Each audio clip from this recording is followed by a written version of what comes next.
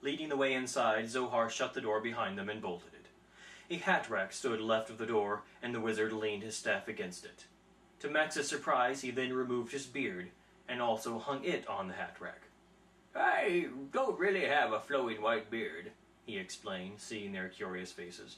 "But it seems most people expect wizards to have them, and without it, people refuse to take me seriously. So I put it on whenever there's a chance I may need to perform wizardly deeds." Max looked around the inn. The floor was made of wooden planks and mostly covered with brightly woven rugs, while the walls were constructed with rough paneling. Sturdy beams crossed the ceiling and were covered in paraphernalia: extra lanterns, lengths of rope, furs, strings of vegetables, bags of potatoes, and even a wire bird cage. A large crow occupied the cage and eyed the newcomers warily. Max approached and peered at the bird. It was almost as large as the cage and so firmly pressed against the wire that blue-black feathers poked out between the bars. "That's Roquefort," Zohar said. "I'd stay away from him if I were you. He's really quite hateful." To emphasize the point, Roquefort clicked his beak, and Max retreated a step. "Are we safe here?" he asked, turning back to Zohar. The wizard nodded. "For a time. The inn is protected against the evil magic of the Fantors. I expect they will withdraw and wait for us to leave in the morning." "So let's not," Gramkin said. "We'll just wait them out here." "Impossible," Zohar said. "The inn can't withstand an extended siege by the Fantors, and there may not be enough food to last but a couple of days.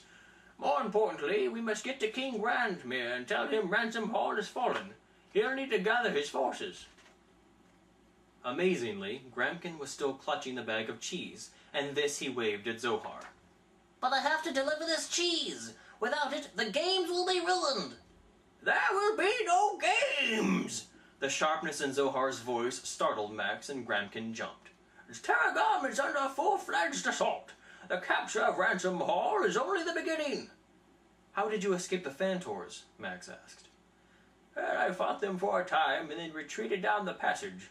Knowing the Fantors would waste little time following, I made straight for the inn and had just arrived when I heard the Fantors attacking somewhere in the wood. Thinking you might be in trouble, I sent up the signal." "And just in time," Max said. "We were completely lost."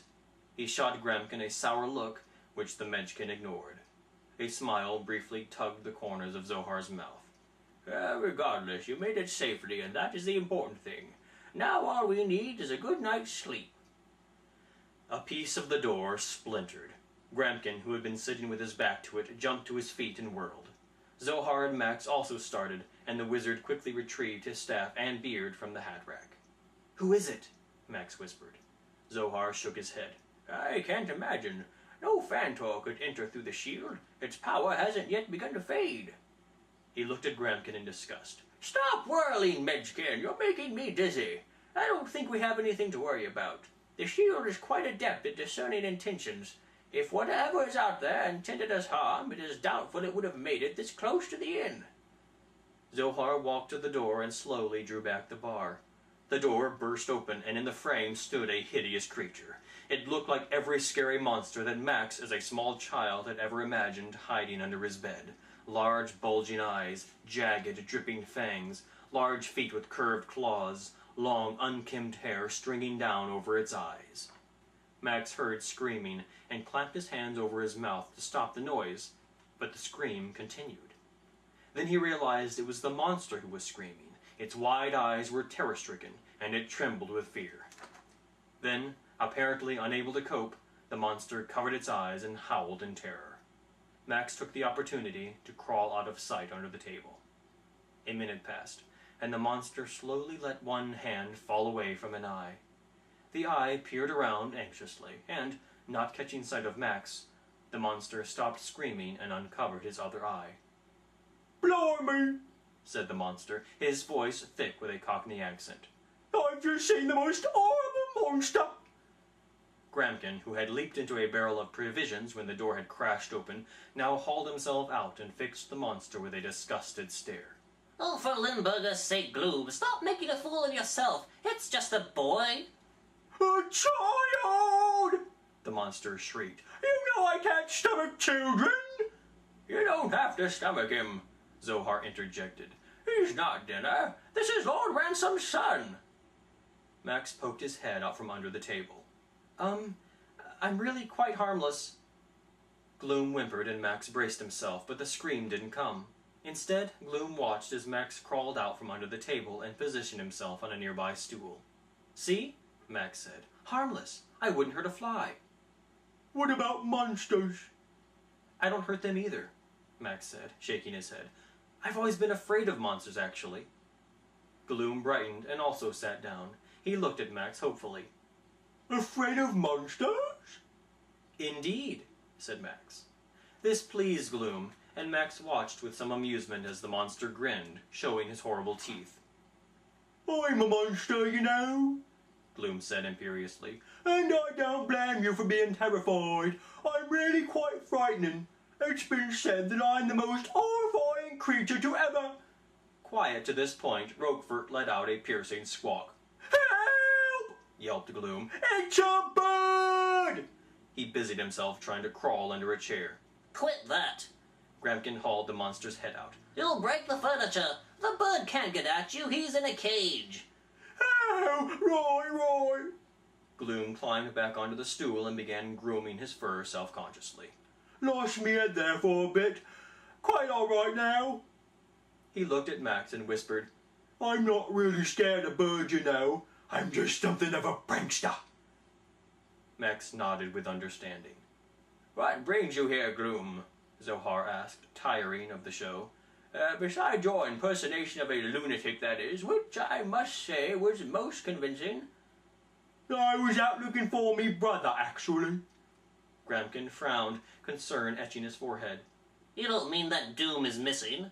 I do indeed, Gloom said. It's been weeks since I've seen him. I was just assumed he was down with the plague, but...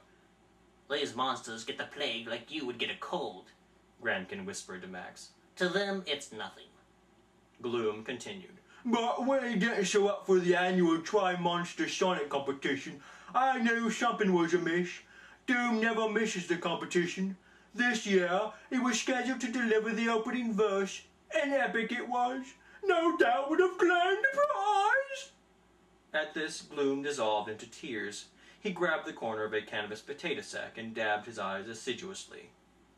The sack was still full of potatoes, but Gloom didn't seem to notice. Anyhow, I didn't notice that night was coming on, and before I knew it, darkness had fallen across the land like quilted injustice. Oh, not a bad line for a poem, that. We haven't seen any sign of Doom, I'm afraid, Zohar said. We three just managed to escape the Fantors with our own lives. We are traveling to Grindale tomorrow, however, and our path should pass close to your brother's cave. We'd be happy to stop and inquire. No, I know he's not at the cave, Gloom said. I've checked there.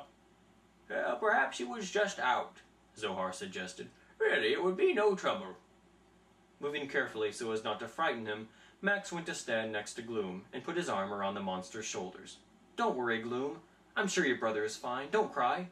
I ain't crying. Gloom sobbed. I'm allergic to birds. Roquefort squawked, as if to say, Likewise, I'm sure. Zohar leaned his staff against the rack and hesitated a moment before deciding to leave his beard attached for the night.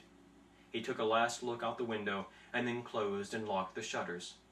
Walking to the fire, he tossed another few sticks into the flames before going to a corner chest and pulling out blankets and pillows.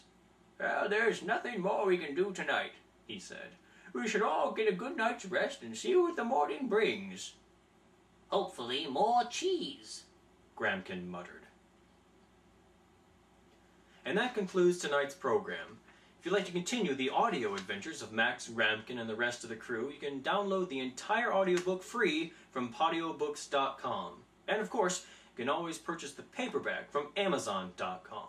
Until next time, this is Jack W. Regan saying, thank you for joining us. Good night.